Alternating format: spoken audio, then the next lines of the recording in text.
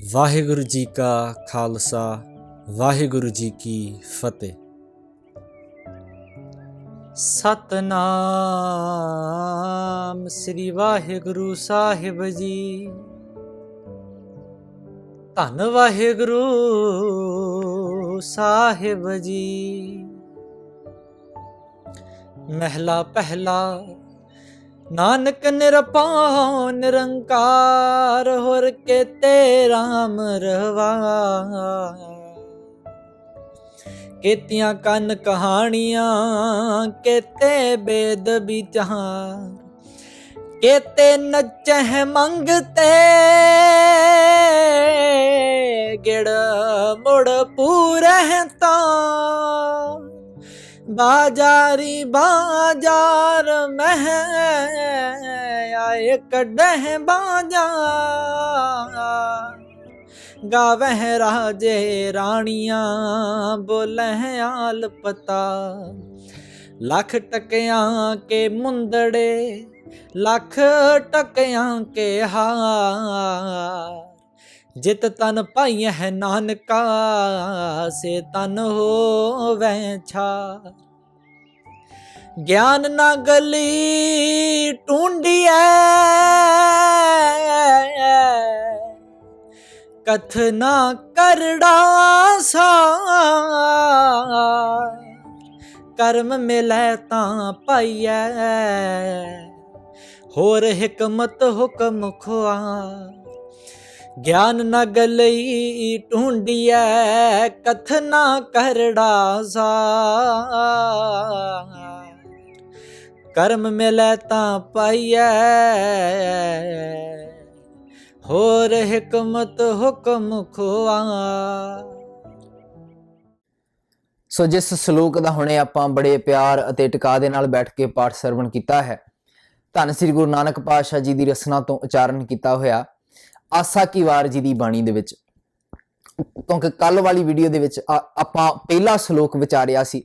ਅੱਜ ਵਾਲੇ ਸ਼ਲੋਕ ਦੇ ਵਿੱਚ ਗੁਰੂ ਨਾਨਕ ਪਾਤਸ਼ਾਹ ਆਪ ਦੀ ਗੱਲ ਨੂੰ ਹੋਰ ਖੋਲਦੇ ਨੇ ਕਿ ਕੀ ਕਹਿਣਾ ਚਾਹੁੰਦੇ ਸਨ। ਉਹ ਵੀ ਸਗਲਿਆਂ ਭਉ ਲਿਖਿਆ ਸਿਰਲੇਖ ਨਾਨਕ ਨਿਰਭਉ ਨਿਰੰਕਾਰ ਸੱਚ ਏਕ।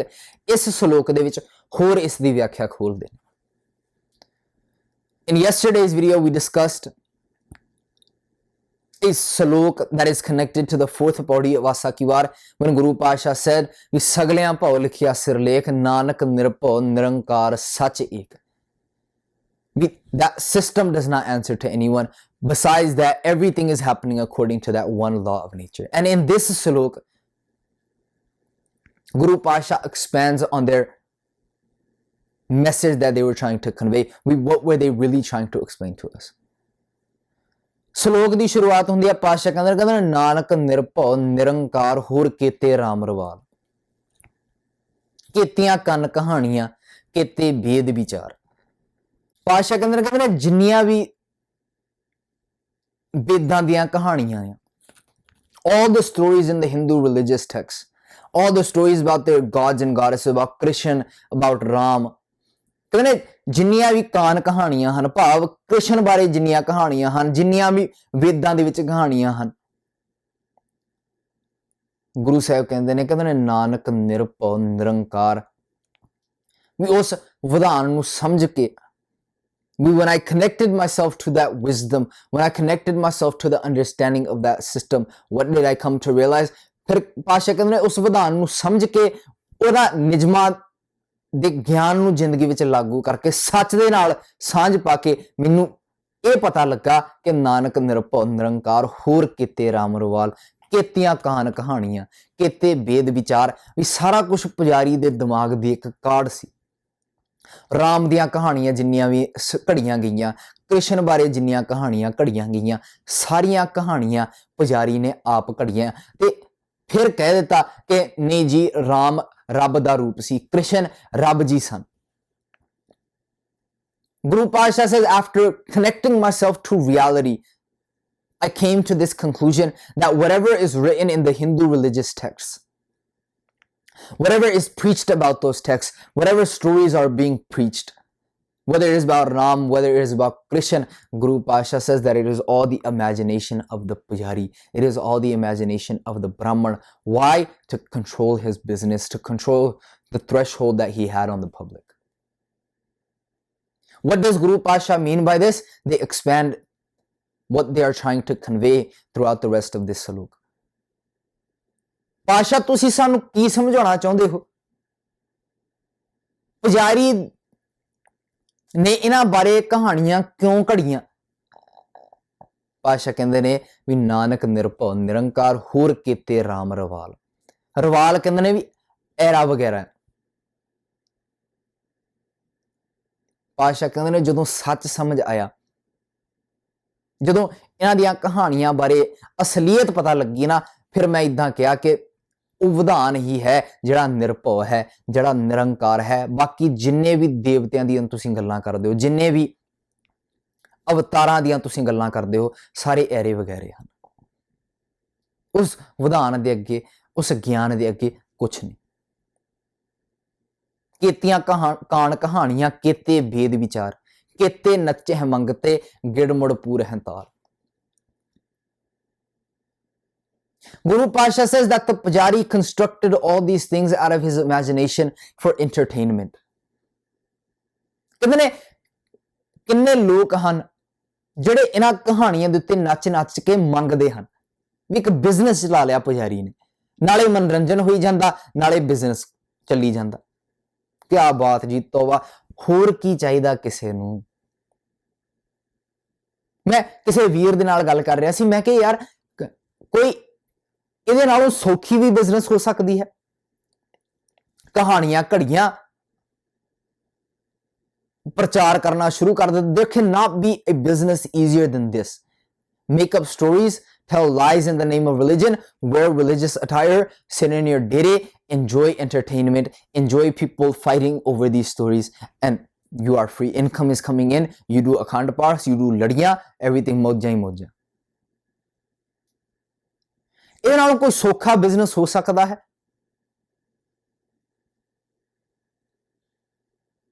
ਬੰਦੇ ਮਿਹਨਤ ਕਰਦੇ ਕਰਦੇ ਇਹਨਾਂ ਦੇਸ਼ਾਂ ਦੇ ਵਿੱਚ ਸਰੀਰ ਨੂੰ ਕਸ਼ਟ ਦੇ ਕੇ ਸੈਟਲ ਹੁੰਦੇ ਹਨ। ਉਧਰ ਬਾਬੇ ਸਾਡੇ ਦੇਖ ਲਓ, ਕਹਾਣੀਆਂ ਘੜੀਆਂ ਪ੍ਰਚਾਰ ਕਰਨਾ ਸ਼ੁਰੂ ਕੀਤਾ, ਡੇਰੇ ਬਣਾਏ, ਐਸ਼ਾ ਮੌਜਾਂ ਲੁੱਟੀਆਂ। ਉਹੀ ਕੰਮ 500 ਸਾਲ ਪਹਿਲਾਂ ਹੋ ਰਿਹਾ ਸੀ, ਉਹੀ ਕੰਮ ਅੱਜ ਹੋ ਰਿਹਾ। ਕਿਉਂ? ਕਿਉਂਕਿ ਸਮਝਣ ਦੀ ਬਜਾਏ ਬੰਦਾ ਪੂਜਣ ਲੱਗ ਪਿਆ। ਗੁਰੂ ਗ੍ਰੰਥ ਸਾਹਿਬ ਅਸੀਂ ਪੂਜਦੇ ਹਾਂ, ਰੱਬ ਨੂੰ ਸਮਝਣ ਦੀ ਬਜਾਏ ਅਸੀਂ ਪੂਜਣਾ ਕਰਨਾ ਸ਼ੁਰੂ ਕਰ ਦਿੱਤਾ। ਤੇ ਜਦੋਂ ਬੰਦਾ ਪੂਜਦਾ ਹੈ, ਪੂਜਣ ਲਈ ਕੀ ਚਾਹੀਦਾ? ਪੁਜਾਰੀ ਚਾਹੀਦਾ। ਪੁਜਾਰੀ ਗੱਲ ਕਰੇ ਯਾਰ ਰੱਬ ਦੇ ਨਾਲ। To do worship of something, what do you need? You need a middleman. Who is that middleman? Our Babbe, our Sants, our Brahm Gyanis, our Mahapurkh. ਬ੍ਰਾਹਮਣ ਹਿੰਦੂ ਧਰਮ ਦੇ ਵਿੱਚ ਪੁਜਾਰੀ ਕੌਣ ਹੈ? ਬ੍ਰਾਹਮਣ। ਇਸਲਾਮ ਧਰਮ ਦੇ ਵਿੱਚ ਪੁਜਾਰੀ ਕੌਣ ਹੈ? ਕਾਜੀ। ਤੇ ਸਾਡੇ ਧਰਮ ਦੇ ਵਿੱਚ ਸਾਡੇ ਪੁਜਾਰੀ ਕੌਣ ਹੈ? ਸੰਤ ਜੀ, ਬਾਬਾ ਜੀ, ਬ੍ਰਹਮ ਗਿਆਨੀ, ਮਹਾਪੁਰਖ, ਜਥੇਦਾਰ ਜੀ। ਕਿੰਨੇ ਨਾਂ, ਕਿੰਨੇ ਪੁਜਾਰੀ ਆ ਸਾਡੇ ਵਿੱਚ। ਉਹ ਤਾਂ ਲੱਕੀ ਆ, ਉਹਨਾਂ ਦੇ ਵਿੱਚ ਤਾਂ ਇੱਕੋ ਹੀ ਕਿਸਮ ਦਾ ਪੁਜਾਰੀ। ਸਾਡੇ ਤਾਂ ਕਈ ਤਰ੍ਹਾਂ ਦੇ ਫਿਰਦੇ ਆ, ਵਿਦਵਾਨ ਵੀ ਪੁਜਾਰੀ ਬਣ ਗਿਆ ਅੱਜ ਕੱਲ। ਇਸ ਕਰਕੇ ਪਾਤਸ਼ਾਹ ਕਹਿੰਦੇ ਨੇ ਨਹੀਂ ਯਾਰ, ਕੁਛ ਨਹੀਂ ਇਹਨਾਂ ਕਹਾਣੀਆਂ ਦੇ ਵਿੱਚ। ਸਾਰਾ ਕੁਝ ਪੁਜਾਰੀ ਨੇ ਮਨੋਰੰਜਨ ਲਈ, ਆਪਣੇ ਬਿਜ਼ਨਸ ਨੂੰ ਜਾਰੀ ਰੱਖਣ ਵਾਸਤੇ ਕੀਤਾ ਹੈ। ਕਿਤੇ ਨੱਚੇ ਮੰਗਤੇ, ਗਿੜਮੜ ਪੂਰੇ ਹੰਤਾਲ, ਬਾਜ਼ਾਰੀ ਬਾਜ਼ਾਰ ਮੈਂ ਆਏ ਕੱਢੇ ਬਾਜ਼ਾਰ। Patsha says what the people would do is that they would take those stories and they would start creating plays out of those stories. Where they would invite actors, dress them up like their Devi Devte, dress them up like their gods and goddesses, and they would perform these plays in the marketplace where people were gathered. ਪਾਤਸ਼ਾਹ ਕਹਿੰਦੇ ਨੇ ਕੀ ਹੋਇਆ? ਇਹਨਾਂ ਕਹਾਣੀਆਂ ਦੇ ਉੱਤੇ ਬਾਜ਼ਾਰੀ ਲੋਕਾਂ ਨੇ ਬਾਜ਼ਾਰਾਂ ਵਿੱਚ ਜਾ ਕੇ ਇਦਾਂ ਨਮਾਇਸ਼ ਲਗਾਉਣਾ ਸ਼ੁਰੂ ਕਰ ਦਿੱਤਾ। ਵੀ ਕਹਾਣੀਆਂ ਦੀਆਂ ਇਦਾਂ ਡਰਾਮਾ ਕਰਨਾ ਸ਼ੁਰੂ ਕਰ ਦਿੱਤਾ। ਕਹਿ ਲਓ ਵੀ ਬਾਜ਼ਾਰੀ ਬਾਜ਼ਾਰ ਮੈਂ ਆਏ ਕੱਢੇ ਬਾਜ਼ਾਰ, ਗਾਵ ਹੈ ਰਾਜ ਹੈ ਰਾਣੀਆਂ, ਬੁੱਲ ਹੈ ਆਲ ਪਤਾਲ। ਵੀ ਬੇਫਜ਼ੂਲ ਦੀਆਂ ਗੱਲਾਂ ਕਰਨੀਆਂ ਸ਼ੁਰੂ ਕਰ ਦਿੱਤੀਆਂ। And then they started praising the characters in these stories. When they would praise them, they would praise them in a sense where it would seem like they were magicians. Praise them in a sense where they would seem like they were superhuman. ਗਾਵਹਿ ਰਾਜੇ ਰਾਣੀਆਂ ਬੁੱਲਹਿ ਆਲ ਪਤਾਲ। ਕਿੱਦਾਂ ਦੀਆਂ ਗੱਲਾਂ ਸੁਣਾਉਂਦੇ ਸੀ ਪਾਤਸ਼ਾਹ। what praises would they sing about them? ਵੀ ਲੱਖ ਟੱਕਿਆਂ ਕੇ ਮੁੰਦੜੇ ਲੱਖ ਟੱਕਿਆਂ ਕੇ ਹਾਰ। ਵੀ ਉਹ ਪੂਜਣਯੋਗ ਤਾਂ ਹਨ ਕਿਉਂਕਿ ਇਦਾਂ ਹਾਰ ਸ਼ਿੰਗਾਰ ਉਹਨਾਂ ਨੇ ਪਾਇਆ ਹੈ। ਵੀ they are to be worshipped. Why? Because they adorn themselves in jewelry. And only gods can adorn themselves in jewelry, right? But Guru Nanak Pasha then goes on to question this. ਫਿਰ ਪਾਸ਼ਾ ਸਵਾਲ ਕਰਦੇ ਨੇ, ਕਹਿੰਦੇ ਨੇ ਨਹੀਂ ਯਾਰ ਜਿਤ ਤਨ ਪਾਈ ਹੈ ਨਾਨਕਾ ਸੇ ਤਨ ਹੋਵਹਿ ਸ਼ਾਰ। ਪੁਜਾਰੀਆ ਮੈਨੂੰ ਗੱਲ ਦਾ ਜਵਾਬ ਦੇ ਕਿ ਜਿਨ੍ਹਾਂ ਨੇ ਇਦਾਂ ਤਨ ਤੇ ਹਾਰ ਸ਼ਿੰਗਾਰ ਕੀਤਾ, ਜਿਨ੍ਹਾਂ ਦੇਵੀ ਦੇਵਤਿਆਂ ਦੀਆਂ ਕਹਾਣੀਆਂ ਤੂੰ ਸੁਣਾਉਣਾ ਆ, ਕੀ ਉਹ ਇਸ ਸੰਸਾਰ ਤੇ ਸਥਿਰ ਰਹਿਣ ਵਾਲੇ ਹਨ? ਕੀ ਰਾਮ ਗਿਓ ਰਾਵਣ ਗਿਓ ਜਾਂ ਕੋਈ ਬਹੁ ਪਰਿਵਾਰ ਵਾਲੀ ਗੱਲ ਨਹੀਂ ਤੇਰੇ ਤੇ ਲਾਗੂ ਹੁੰਦੀ? ਜਿਤ ਤਨ ਪਾਈ ਹੈ ਨਾਨਕਾ ਸੇ ਤਨ ਹੋਵਹਿ ਸ਼ਾਰ। ਉਹਨਾਂ ਨੂੰ ਵੀ ਜਾਣਾ ਪਵੇਗਾ। ਕਿਉਂ ਦੁਨੀਆ ਨੂੰ ਗੁੰਮਰਾਹ ਕਰ ਰਿਹਾ ਵਾ? ਕਿਉਂ ਦੁਨੀਆ ਦੇ ਗਲ ਦੇ ਵਿੱਚ ਸੰਗਲ ਪਾ ਰਿਹਾ ਵਾ? ਇਹ ਗੱਲ ਕਹਿ ਕੇ ਕਿ ਨਹੀਂ ਯਾਰ ਉਹ ਪੂਜਣਯੋਗ ਸੀ। ਕਹਾਣੀਆਂ ਤੂੰ ਆਪ ਘੜੀਆਂ, ਫਿਰ ਪੂਜਾ ਤੂੰ ਆਪ ਲੋਕਾਂ ਤੋਂ ਕਰਵਾਉਣੀ ਸ਼ੁਰੂ ਕਰ ਦਿੱਤੀ, ਆਪ ਬਿਜ਼ਨਸ ਸੈਟਲ ਕਰ ਦਿੱਤਾ ਆਪਣਾ। ਪਰ ਇਹਨਾਂ ਗੱਲਾਂ ਦਾ ਜਵਾਬ ਨਹੀਂ ਦੇ ਹੋਣਾ ਤੈਨੂੰ। ਪਾਸ਼ਾ says the people that you have told the stories about, your Devi Devte, your gods and goddesses, were they permanent in this world? Did they not have to leave? If they had to leave this world, why are you making it seem like they were God? Why are you making the public fool? Why are you manipulating the people? You made these stories up from your own imagination and you made people worship these characters that you had created. Tika, you settled your business, income is coming in, you are living a good life, but you will have to answer to these questions one day. Maybe in 100 years, maybe in 200 years. ਅੱਜ ਵਾਲਿਆਂ ਪੁਜਾਰੀਆਂ ਤੇ ਵੀ ਇਹ ਗੱਲ ਟੁਕਦੀ ਹੈ। ਠੀਕ ਹੈ ਯਾਰ, ਤੁਸੀਂ ਆਪਣੇ ਡੇਰੇ ਬਣਾ ਲਏ, ਇਦਾਂ ਮੌਜਾਂ ਲੁੱਟੀਆਂ, ਤੁਸੀਂ ਸੰਗਤਾਂ ਨੂੰ ਗੁੰਮਰਾਹ ਕੀਤਾ, ਪਤਾ ਨਹੀਂ ਕਿਹੜੇ ਕੁਕਰਮ ਤੁਸੀਂ ਕੀਤੇ ਹੋਣੇ ਆ, ਪਰ ਇਹਨਾਂ ਗੱਲਾਂ ਦਾ ਜਵਾਬ ਦੇਣਾ ਪਵੇਗਾ ਤੁਹਾਨੂੰ ਵੀ ਜਿਤ ਤਨ ਪਾਈ ਹੈ ਨਾਨਕਾ ਸੇ ਤਨ ਹੋਵਹਿ ਸ਼ਾਰ। ਗਿਆਨ ਨਾ ਗੱਲੀ ਢੁੰਡੀ ਕਥਨਾ ਕਰੜਾ ਸਾਰ। ਪਾਤਸ਼ਾਹ ਕਹਿੰਦੇ ਨੇ ਆ ਜਿਹੜੀਆਂ ਤੇਰੀਆਂ ਕਹਾਣੀਆਂ ਹਨ ਹਨਾ, ਇਹਨਾਂ ਨੂੰ ਸੱਚ ਸਾਬਤ ਕਰਨ ਲਈ ਤੇਰੇ ਕੋਲ ਕੋਈ ਆਸਰਾ ਨਹੀਂ, ਕਿਉਂਕਿ ਤੂੰ ਖੜਾ ਹੀ ਝੂਠ ਤੇ ਆ। You are banking on the fact that the people are fools, but one day they will wake up and they will ask you your questions. Why aren't your stories making sense logically?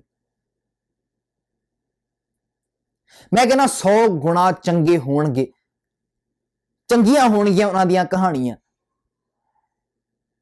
ਉਹਨਾਂ ਦੀਆਂ ਕਹਾਣੀਆਂ ਨੂੰ ਸਾਡੀਆਂ ਕਹਾਣੀਆਂ ਨਾਲ compare ਕਰਕੇ ਦੇਖ ਲਓ, ਸੂਰਜ ਪ੍ਰਕਾਸ਼ ਵਰਗਿਆਂ ਗ੍ਰੰਥਾਂ ਨਾਲ ਕੰਪੇਅਰ ਕਰਕੇ ਦੇਖ ਲਓ। ਆ ਜਿਹੜੇ ਸਾਡੀ ਗੱਪੀ ਬਾਬੇ ਆ ਨਾ, ਗੱਪਾਂ ਸੁਣਾਉਂਦੇ ਆ, ਉਹਨਾਂ ਨਾਲ ਕੰਪੇਅਰ ਕਰਕੇ ਦੇਖ ਲਓ, 100 ਗੁਣਾ ਚੰਗੇ ਹੋਣਗੇ।